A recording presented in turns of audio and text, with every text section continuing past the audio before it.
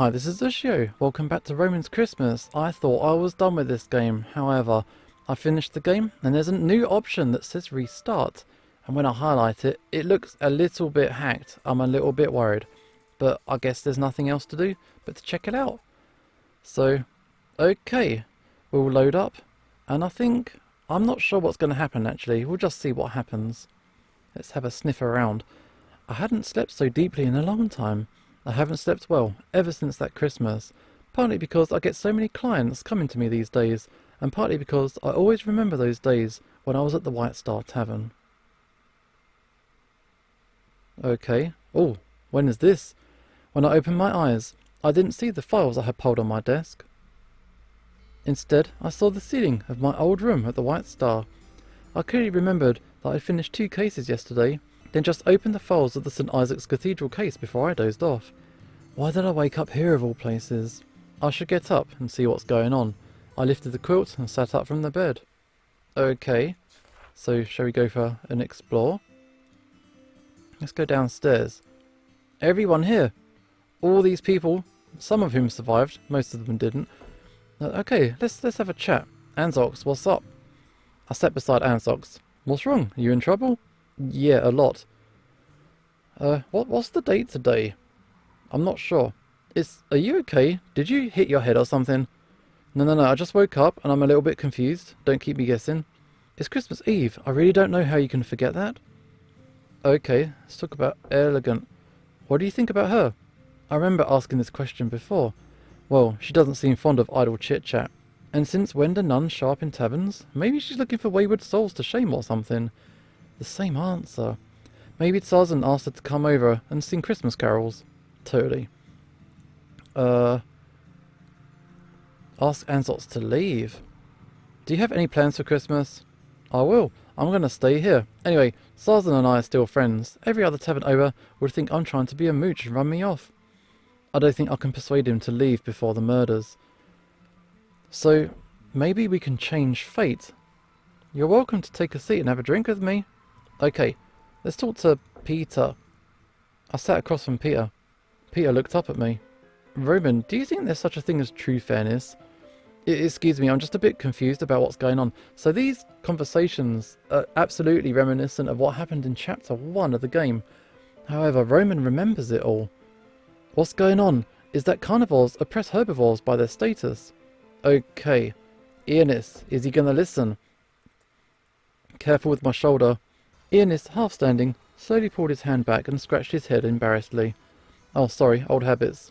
Just a friendly greeting. Okay, looking to chat? I mean, ask Ionis to leave. You got any plans? Enjoy Christmas at White Star, of course. You? Actually, I want to return to my agency. I think it's going to snow today. Why afraid of a little bit of snow? Besides, all the food and drink here will be in the tavern. That's not the point.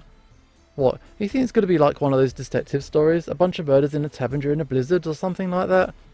Well, yeah, of course not. It doesn't seem like I can persuade him to leave before the murders start. Okay. Should I talk about the other stuff? Maybe I should. Just in case there's something else. I'm a little bit curious about how life by the sea is. Nothing special. Yeah, this is the same kind of conversation as what we had before. So, Cain. Cain is like the first victim. So, I can't blame Tarzan. What's that? Stopping his hands, Cain looked up at me. Nothing, I just feel Tarzan's cooking skills kinda... It's not that bad. Indeed, the vegetable stew is excellent by the standards of a carnivore, but other carnivores won't taste anything weird. I don't want to sound like a herbivore supremacist or anything, but I still think that it's better to leave cooking vegetable dishes to people like us. I can almost hear the radishes in this stew screaming over the mistreatment. Okay, by the way, no matter what happens today, don't get excited. Actually, it'd probably be best if you hurry on home before the snow gets really heavy. You're joking, right? What would I do to kill the time after I get home? These people aren't listening. They're not listening. Alright, kitchen. I lifted the wooden divider between the counter and the hall and squeezed into the narrow counter. Suddenly I felt worried. Would Tarzan think I was crazy if I told him what was going to happen? I pushed the burlap curtain aside and walked into the kitchen. Tarzan stopped washing the dishes and turned to look at me in curiosity. This action. Okay, let's talk. What's wrong? Is Elegant still here? If I remember correctly, she's in the third room on the right. Yeah, you're moving pretty fast. What do you mean? I mean, you look flustered. She told you what room she's staying in. I'll admit, I didn't expect your tastes, and it's not what you think. Hey, you're in your 30s. I mean, there are worse choices than her, says the bachelor running a tavern. I'll live longer than you. I can wait. Oh, for God's sake. Okay, how about we ask about the... Yeah, close the tavern, please. By the way, did you make sure to have plenty of food stored up? Of course, I've got enough that we can eat for 5 or 6 days. For how many people? 5 maximum. Besides, I make most of my money on ale and cider. But if the rooms are full, then I can just order more supplies and have them delivered. But there's going to be a blizzard. Says who? Besides, I'm not going to chase off paying guests. I can't persuade him at all. It looks like no one can be persuaded. I need to find Elegant. So this is before all the other people started showing up, right? There's like no one in the cellar. Although I really want to get drunk. It's not, no, not now, not now. Go up. Elegant, please listen to what I have to say. I knocked on the door on the third room on the right. Hello? It's me, Roman. Oh, what's up? I got like some serious shit to talk about. What's the date today? I've got no time for games right now. I'm serious. What is the date? 24th. Let's try again. I know everything. I just want to ask you something and then I'll leave you alone. What's that? Elegant opened the door and stood there, looking at me expectantly. Her hand didn't leave the doorknob. Would you be interested if I told you everything that's going to happen in this tavern for the next few days? What? That information might not be useful to me since I intend to leave tomorrow. Tomorrow, then maybe. Are you drunk? I'm sober. Can I come in? Elegant stepped away a bit, leaving enough room for me to squeeze through the door sideways. I darted through the door, and she immediately closed it behind me. Start talking. Okay, so there's a blizzard coming. There will be a severe snowfall starting tonight and continuing until the 28th. It'll be suicide to go out in it. Okay, I thought we were going to say something interesting, but if you just want to give me a weather forecast, you can just leave and... Okay, let's talk about St. Isaac's Cathedral incident. You were hired to investigate the collapse of the St. Isaac Cathedral. What? How did Sarzan say? Start talking. The guest list. Let me finish. After lunch, a white fur dragon will come in. His name is Thrivy and he's a doctor. Then Heron, a hyena friar, will come in. He has a problem with alcoholism. Then there'll be Vincel, a Lynx spice merchant. By the way, he's the one who hired you. Next in line will be the wolf, Marquis Lunik of Sunny Vale. His wife Sola the tigress and Sean, their sheepish goat servant. Wait, even if what you said's true, why are you telling me? How long have we known each other? Not long, but enough to make me trust you. Very well. I suppose we will see soon enough. What do you want? I just need you to believe me, nothing more. Interesting. Because what I'm about to share with you could mean life or death for the people of the pub. Oh, I generally dislike involving myself in these sorts of matters, but I suppose I can hear you out. There's going to be a murder tonight. Sean's going to kill Kane. Are you looking for advice on how to stop it, or I think I already know how to stop the murder, but I might need your help. Interesting. I don't suppose there's going to be a reward? You won't be treated like a suspect? Acceptable, I suppose. Tell me the plan. I'll tell you when I figure it out. That does little to inspire confidence, but fine. Elegant opened the door and looked back at me expectantly. Okay, I'm sorry to bother you. I left quickly and sensibly, and the door closed behind me. Does she believe us, though? The smell of stewed vegetables came from downstairs.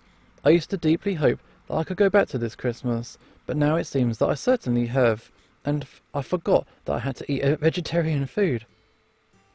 I got good news and bad. Good news is that Kane decided to bust into the kitchen and I quote, show you idiots what actual vegetable stew's like. Luckily for you guys, he cooked the stew before I managed to herd him out of the street. The bad news is that today's lunch is vegetable stew. That's totally the same as what you said before. I stirred the stew with my spoon and the thick soup swelled slowly in the bowl. Ionis was holding the bowl to his face and dumping the liquid into his open maw. That really can't be a healthy way to eat anything. Elegant didn't seem to have any particular reaction. She looked lost in thought. Kane ate his masterpiece contentedly, without any hesitation, while glancing at me secretly from time to time. I lowered my head immediately and had a few bites. I sat by the hearth. Elegant was still sitting in the corner, holding a drink she had never drank, and watched the door intently. The snow was falling again outside, so Tarzan needed to sweep the snowflakes, which were blowing in from the doorway. "You still not willing to take a sip? I have to stay awake to see if your prophecy comes true. Almost everything is the same as I remember it.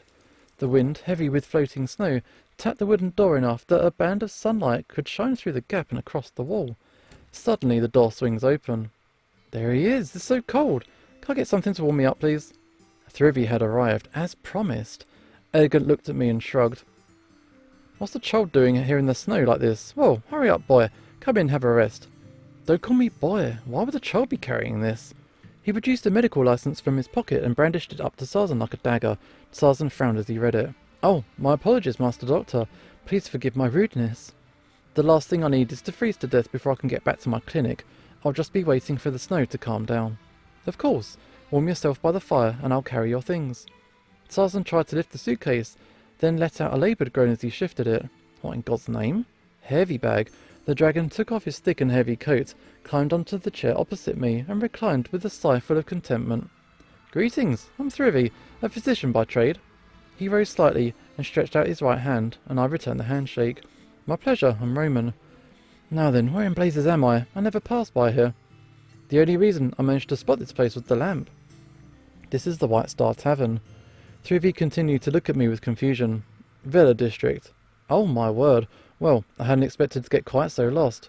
He shrugged and greeted Elegant. Just then, the door shook violently and gave the blizzard access to the inside of the room.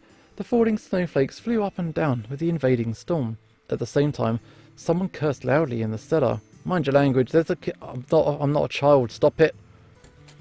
I walked to the door, but I didn't plan to close it quickly because Heron was coming any second. A hyena, wrapped tightly in a thin hooded robe, stumbled inside, then fell to the ground.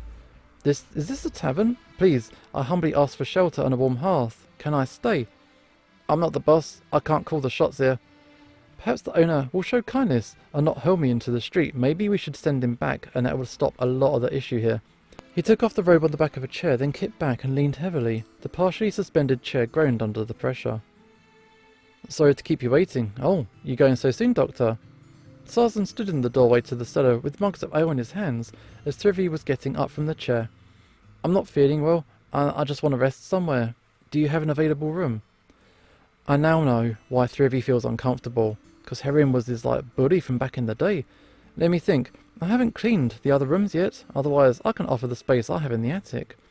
Thrivy walked to the stairs quickly, politely refusing the cup Tarzan offered. "Thanks, but I'm a little queasy at the moment. My stomach's a bit too delicate for alcohol." Well, no need to waste such fine ale. Tarzan stared in surprise as the hyena plucked the mug from his hand without any hesitation, and intended to drink. "Hold on, you're a friar, aren't you?" "Don't bother with such rigid rules. Ah, 'tis a far nobler not to waste the gifts granted by God." "Okay, so how do you want to be addressed?" Tarzan crossed out a whole line on the bill with his pencil, and added a few words. "It seems like you don't go to church on weekends, or else you'd know my name." "I would go, but seeing as I'm the only one working the tavern, I don't have much chance. Excuse me." With a slight frown, Tarzan turned back and quickly retreated to the kitchen. I supposed that he would stay there for a long time. "Okay, I just remembered. I still got something to do upstairs. I'll see you later, Friar." "Okay, I didn't expect you to know me. I'll see you later, dude." Thrivy was standing in the corridor, staring blankly up at the ceiling. Surely there's a way to... Here, leave it to me. I went ahead and untied the knot step by step. Maybe we can tell Thrivy it's okay. Thrivy watched as I untied the strings from the wooden handle quietly beside me. Okay, I got it. Next step. I manoeuvred the ropes down step by step, and the ladder dropped slowly with a squeak from pulleys. Finally, the ladder descended between us two. "Oh, so that's the trick. Thank you. It seems like you're familiar with the place." "Yeah, I'm a regular, so I know a few things." Thrivy caught hold of the handrail of the ladder and tried his best to climb up the very steep steps. The spacing of the ladder's rungs was suitable for someone of Tarzan's size, so it's kind of a little bit big for him. Should have spoken to him. The nightstand was unopened. It seems Elegant was the one who searched my room before. Vincel was coming, and it should be just right now if I go downstairs. I locked the door and went down there. There he is. Well, what would you like to order? That's enough. Thank you for the warm hospitality, good sir. Vincel swept off his thick coat and casually dropped it onto Heron's arms as he walked past. What are you doing, child? I'm not a coat rack. Sarzan took the coat from Heron's hands and quickly hung it from the progressively more overburdened coat rack. Heron let out an offended huff and walked over to the fireplace and sat down, the fur on his back raised and hackled. Vincel walked toward me as he adjusted his collar, meeting me at the bottom of the stairs. "Oh hey, call me Vincel." He reached into the pocket of his fancy puffy-sleeved topcoat and produced a small scroll with a flourish. "My pleasure, I'm Roman. I'm a detective." "Splendid, Mr. Roman. Might I take your contact details later? I may have some need for a detective in the future." "I'm really sorry, but I haven't done this kind of thing before. I can provide you with my address once your luggage is settled."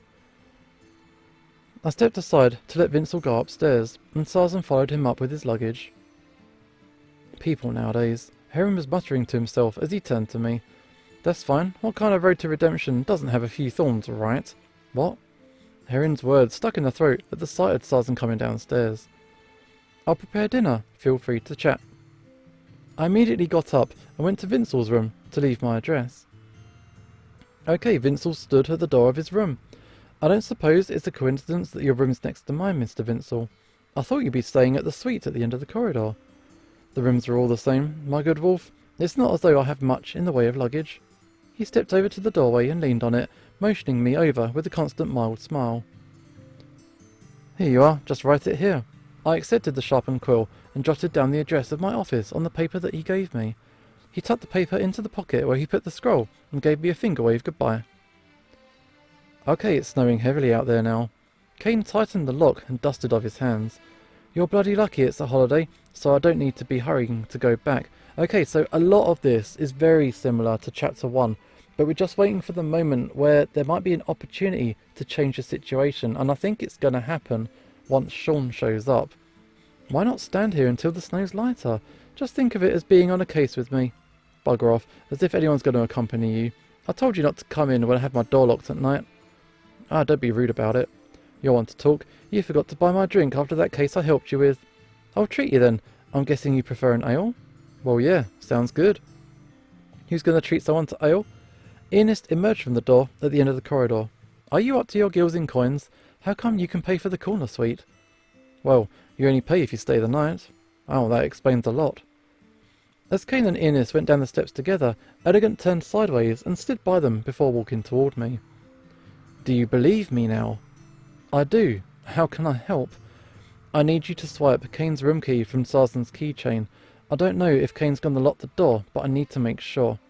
I'll play 2 rounds of cards downstairs tonight and then go upstairs. You can hand the key off to me then. I assume you plan on stopping the incident personally? Yeah, it's the only way I can do it.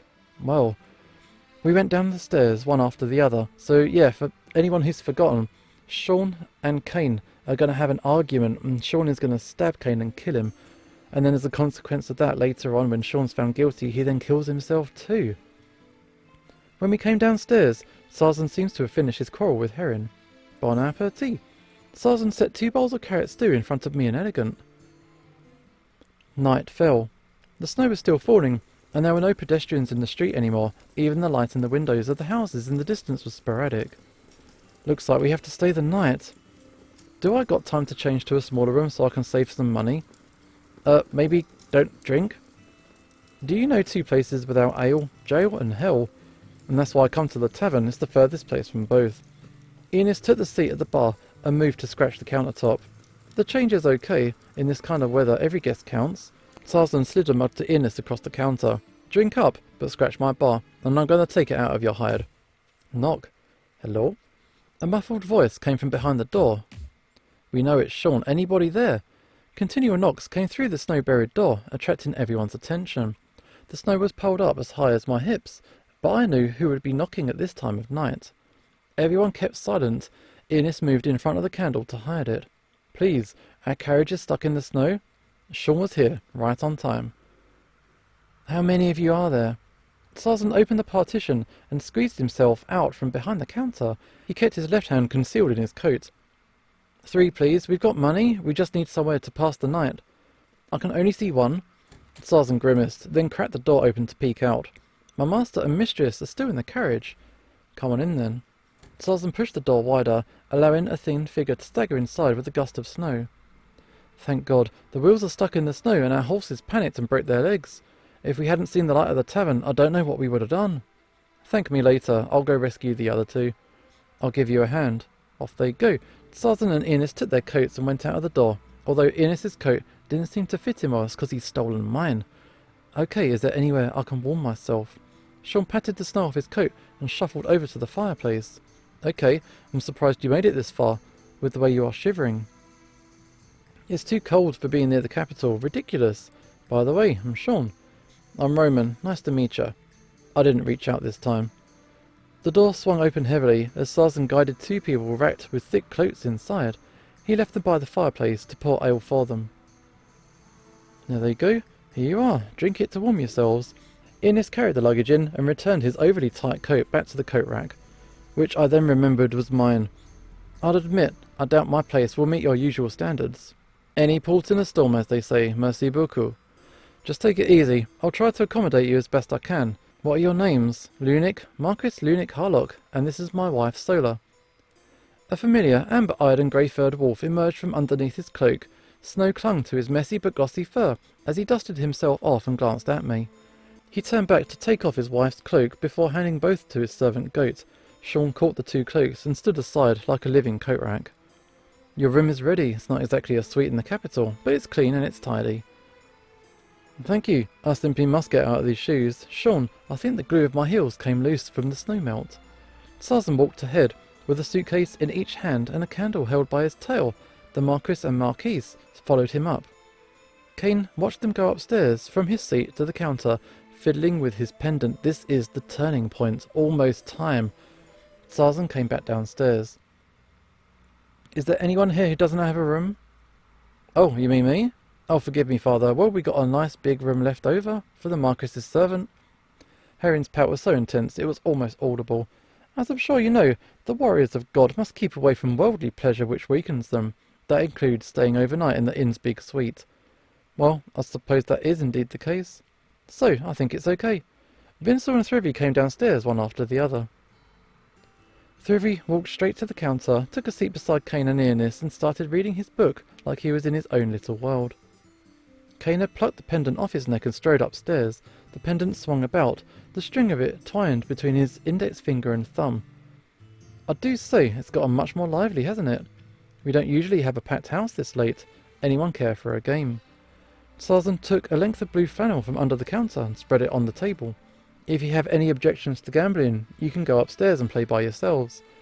Sean stood there at the table, looking longingly at the flannel, before clearing his throat. Oh, I just need to attend to my master and mistress. Good evening. Sean's gone upstairs. This is the moment. This is what we've been waiting for. Oh no. Are you just going to gawk? Are you going to join us? Oh yeah, I'm coming. We said 2 games. I sat by the makeshift card table. Sarzan pulled out 4 cards and put them in the line. Let's have a game then. What about guessing the suits? No problem. Okay, we got Liangle, Blade, Chalice, Garen. Okay. I guess we'll just do it. Let's begin. Okay. Was it this one? I can't remember. I picked the first card. It was. Wow, nice. Even the order of cards is the same. Next is Blade. I don't remember. Is it this one? Yeah.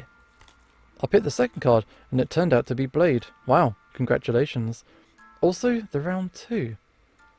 After 2 rounds, I hit the jackpot. It feels good to know everything. Let me empty my wallet. I'll be back soon. Don't flee from the battlefield so soon. Wow, do you want to lose some more? I'm just getting warmed up. Are you done? Elegant's hands were hidden in her sleeves and her expression was impatient. Did you get the key? Of course I did. Elegant's paw slid from its hiding spot and presented the key to me. I grabbed it quick. Thanks. I always knew you were reliable. I would not act so familiar with me, detective. Actually, I'm already pretty familiar with you. I moved next door to Kane's room and, moving as carefully and quietly as I could, slid the key into the keyhole. I pressed my good ear closely to the door and Elegant followed suit. Haven't seen you in a while. Oh, yeah. The head of the key gradually slid into the keyhole. It turns out you didn't forget me, Sean. Sure. The body of the key went in. So you merely forgot that promise you made me. I'm sorry, I haven't had the chance to recommend you.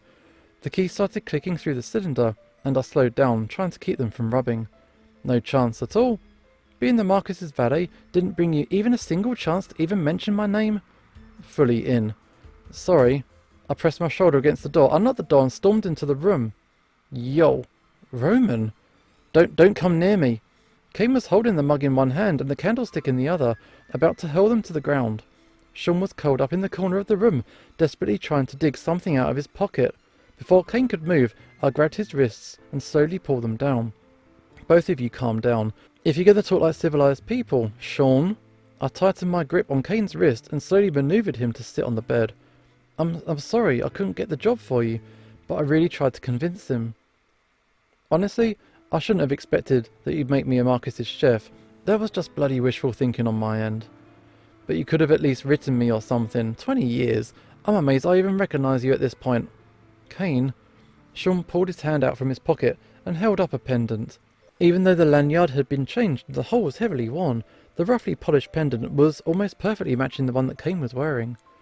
I don't deserve to be your friend. Take it back. Sean turned his head shamefully and extended the shaking hand holding the pendant.